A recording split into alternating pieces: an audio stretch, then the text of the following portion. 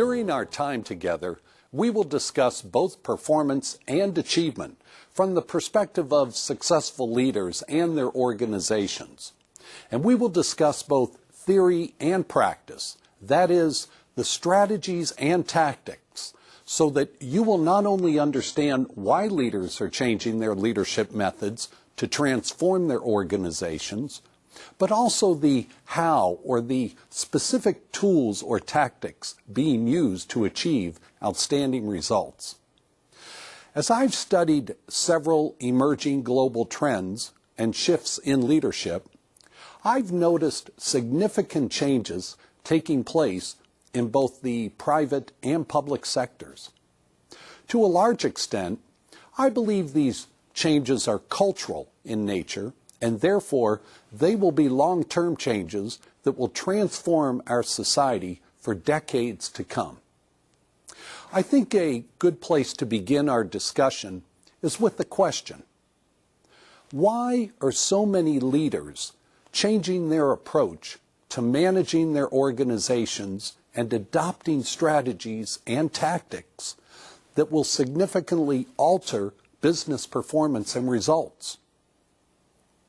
I think there are two overarching factors that are stirring global change among leaders, and both of these factors have universal impact.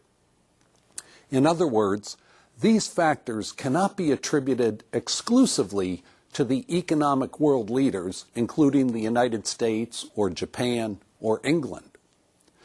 I believe the extraordinary changes we are seeing is a global movement that transcends all societies and cultures, from China to the former Russian republics and into South America and the Mideast.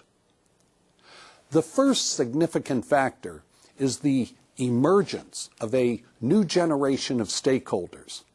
That is, the stockholders, customers, employees, and government regulators who expect more from leaders in terms of their performance and results. And the dramatic increase in terms of customer expectations and stakeholder expectations is causing leaders to change the way they lead, because achieving the same old results just isn't good enough anymore. This change is being brought about by what I refer to as a generational response.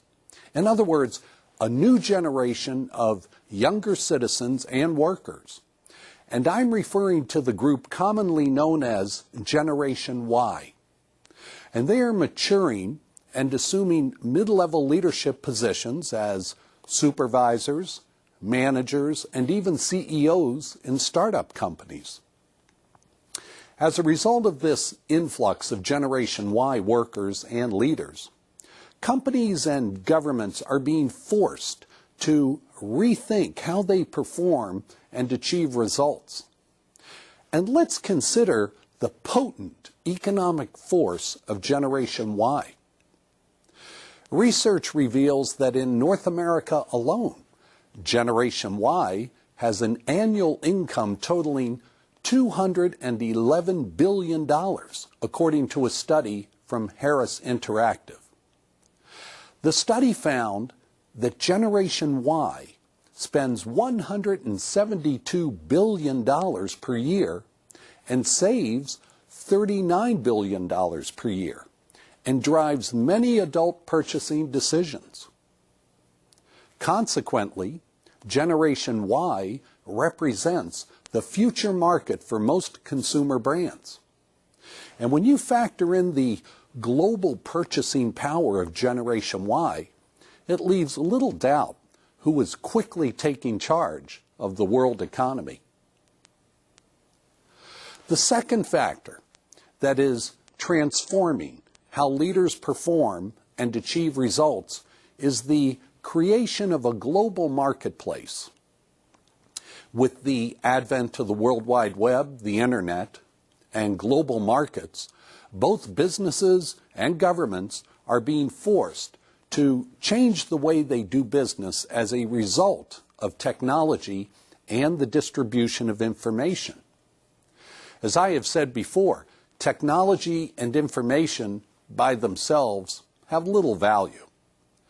But when technology and information are combined to create knowledge, and from knowledge comes wisdom, now you have a powerful economic force that can transform a country like China from an 18th century agrarian economy to a global manufacturing giant in 50 years or less.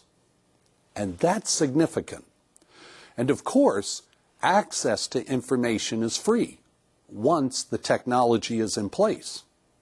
And governments and businesses can use this information to transform their performance and results.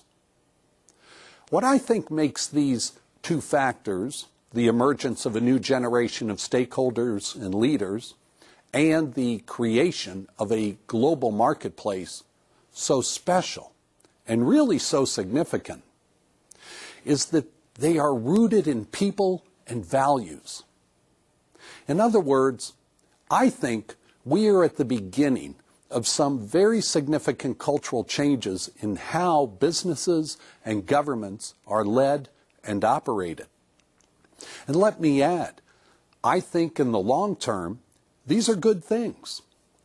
I appreciate the argument that in the short term, these significant cultural changes will be difficult to accept for some, because change is, for the most part, not something we enjoy. Change requires us to adjust how we think and how we behave and how we respond to the needs of our customers. Now, this is not a new phenomena. In fact, it happens every 20 years or so as one generation ages and the younger generation assumes greater marketplace control and power. But what is unique about the emergence of this new generation are two factors. The first is the stark reality that all societies and governments must confront the global threat of organized terrorism. The events of 9/11 forever changed the work environment and how leaders make decisions. The second factor stems from Generation Y's insistence on companies and governments to act ethically and responsibly in terms of preserving our planet and our natural resources, including fresh air, forest, and clean water, as well as the creatures that share this planet with us. Now, some of you might question the ethical component because, as every parent in the audience knows, Generation Y is a very materialistic generation. They want it all. The fast cars, the new fashions, the latest technology, such as iPods and photo cell phones, a new home, vacations, health clubs and spas, nutritious foods, and of course, good schools for their children. At the same time, Generation Y also has deplored poverty, injustice, racism, and war. So, as Generation Y assumes more leadership roles in the private and public sector, a new type of leader will emerge. A leader who is more responsive to the marketplace, more ethical, and more sensitive to the cause-effect scenarios of everything from oil and gas exploration to building safer cars that are fuel efficient. But Generation Y leaders will struggle because they will be forced to balance market demands against their stakeholders' demands for ethical and responsible actions while still achieving superior performance and results. It will not be an easy balancing act. You cannot preach a message of save the planet while still creating autos and trucks like the popular Hummers and SUVs that consume more gasoline than an army tank and only average 8 to 12 miles per gallon. Another interesting aspect of Generation Y's leadership style will be its emphasis on what I refer to as the market of one. Generation Y is very focused and committed to the individual and will insist on protecting the rights of every individual to develop as a person and pursue his or her own unique dreams and passions in life. This will be most visible in the areas of education, an increase in diplomacy to avert war, and economic justice for third world countries that suffer from poverty and basic human needs. At the same time, while individuality is being promoted, we will also experience an increase in work teams because Generation Y believes strongly in people working together to achieve common results. As I have studied progressive companies and institutions around the world, I have seen the emergence of a very strong team-based culture. This team culture has developed and expanded significantly over the past 25 years because companies are seeking ways to streamline their operations and reduce overhead. And so, teams have become an extension of the lean manufacturing movement.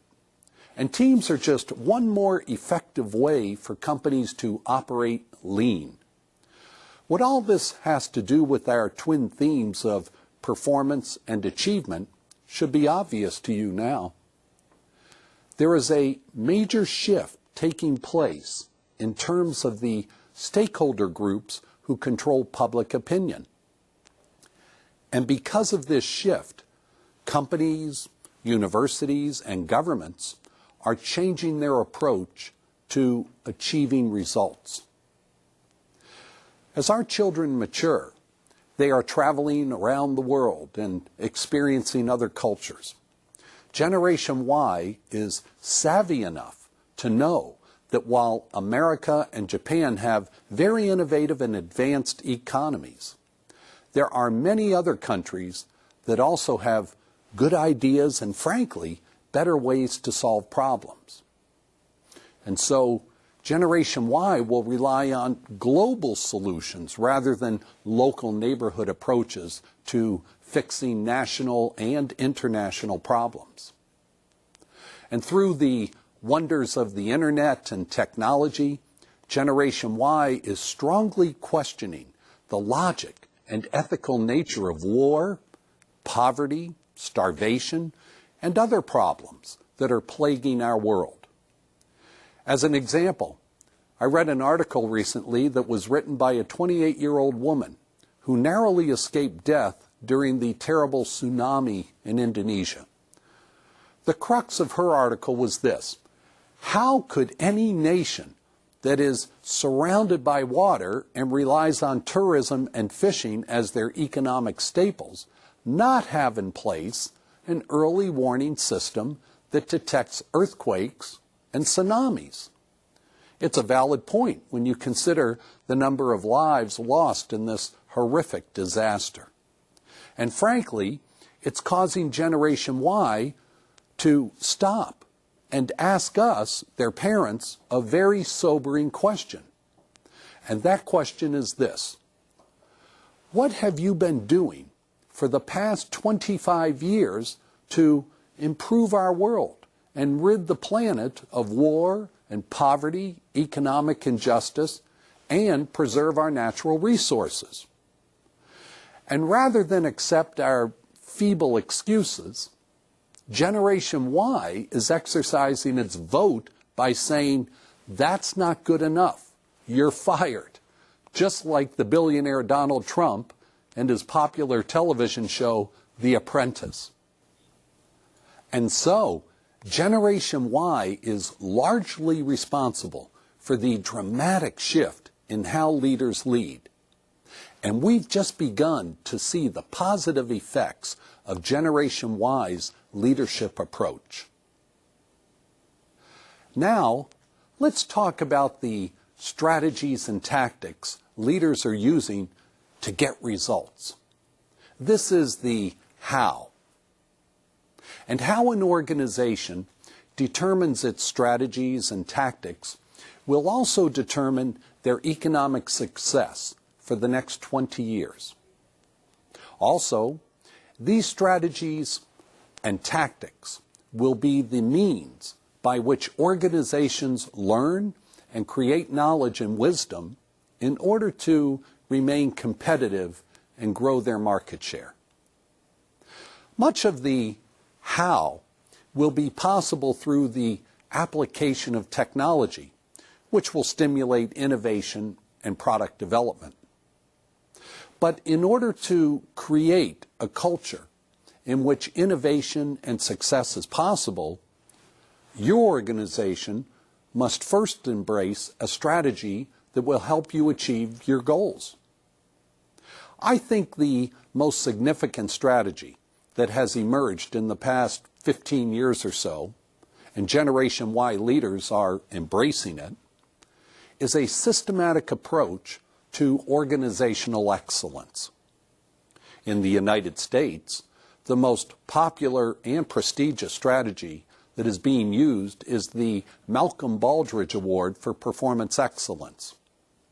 Now, around the world, there are more than 80 governments and respected organizations that sponsor or endorse a program similar to the Malcolm Baldrige Award model. I should note that the Malcolm Baldrige Award has earned the reputation in the United States as the most prestigious award any business, educational institution, or healthcare organization can receive. It is presented annually by the President of the United States to deserving recipients who demonstrate their mastery of the demanding award criteria. Other countries accord their award recipients the same high honor as does the Baldrige Award program. But what these national award programs accomplish is more than just pursuing an award and being recognized for your commitment to excellence. I think the ultimate value of a Baldrige-Based award program is the opportunity to assess your performance based on a demanding criteria by an external team of experts. For the Baldrige Award, the 7 key components are: number 1, leadership. Category 2 is strategic planning. Category 3, customer and market focus. Category 4 is the analysis of data and knowledge management. Category 5 is human resource focus. Category 6 is process management. And Category 7, which ties it all together, are your business results. Other countries use their own variation of these 7 categories. But the point here is that now there is a global effort and awareness to encourage businesses and organizations, including the public sector, to have a strategy for success. By adopting the Baldrige Award process, leaders commit their organizations to a journey that hopefully will result in sustained excellence.